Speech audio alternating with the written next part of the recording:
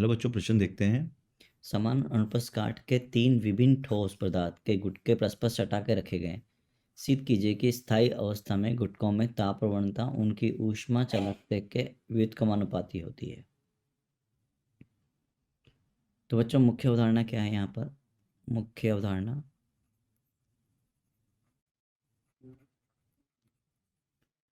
अवधारणा हो गई ठोस में चालन विधि द्वारा ऊष्मा प्रवाह। मान लो बच्चों, कोई आपके पास एक चालक छड़ है, ठीक है, और चालक छड़ में क्या होगा? मान लो ये T1 ताप पर है और ये T2 ताप पर है। तो जो हीट धारा होगी, ऊष्मीय धारा, ये इसका L है और ये इसका अनुप्रस्थ काट क्षेत्र है और ये इसका K ऊष्मीय नियतांक है। चालक नियतांक ये A है। तो A यहाँ पे अनुप्रस्थ काट क्षेत्र है, अनुप्रस्थ काट क्षेत्र, क्षेत्रफल।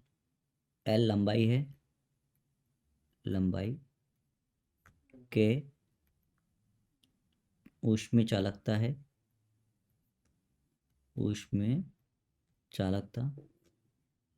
और डेल T जो है वो तापांतर है, ठीक है।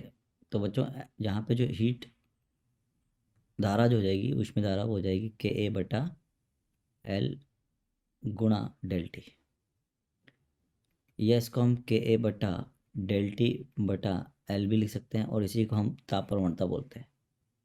तो डेल T बटा L जो हो जाएगी, वो हो जाएगी आपकी ताप प्रवणता, ताप प्रवणता, ठीक है। अब हमने जो दिया है वो कुछ इस तरह से है कि समान अनुप्रस्थ काट की तीन विभिन्न ठोस पदार्थ गुटके परस्पर सिद्ध कीजिए कि स्थायी अवस्था में गुटकों में ताप प्रवणता उनकी ऊष्मा चालकता के अनुक्रमानुपात होती है। तो बच्चों, मान लो आपने इस तरह से सटाकर 1, 2 और ये 3, मान लो इसकी मोटाई T1 है, इसकी मोटाई T2 है, इसकी मोटाई T3 है, और यहाँ पे ताप मान लो T डिग्री सेल्सियस है, T1 है, और यहाँ पे T2 है, सटा के रखा है। इसका K1 है, इसका K2 है, इसका K3 है। तो बच्चों, अगर इसको मैं यहाँ बना लूँ कुछ इस तरह से, ये K1 है, ये K2 है, ये K3 है। तो बच्चों, एक बात तो क्लियर है क्या कि जो, क्योंकि कोई उसमें ह्रास नहीं हो रहा है, तो अगर प्रति सेकंड यहाँ से 2 जूल ऊर्जा भेजी जाए तो उतनी ही 2 जूल ऊर्जा इस क्रॉस सेक्शनल एरिया को पास करेगी, अनुप्रस्थ काट क्षेत्र को पास करेगी। क्योंकि साम्य अवस्था है, साम्य अवस्था अर्थात प्रत्येक अनुप्रस्थ काट क्षेत्र से, प्रत्येक अनुप्रस्थ काट क्षेत्र से समान ऊष्मा प्रति सेकंड प्रवाह करेगी।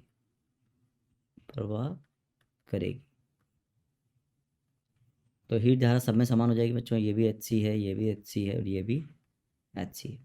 तो हीट करंट का जो सूत्र होता है वो होता है KA बटा या इंटू ऑफ ताप प्रवणता,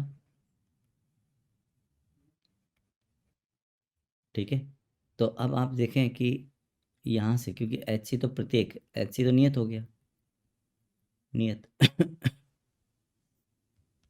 HC नियत होगा। तो अगर HC नियत है बच्चों, तो इसका मतलब ताप प्रवणता गुणा K गुणा A नियत होगा। चूंकि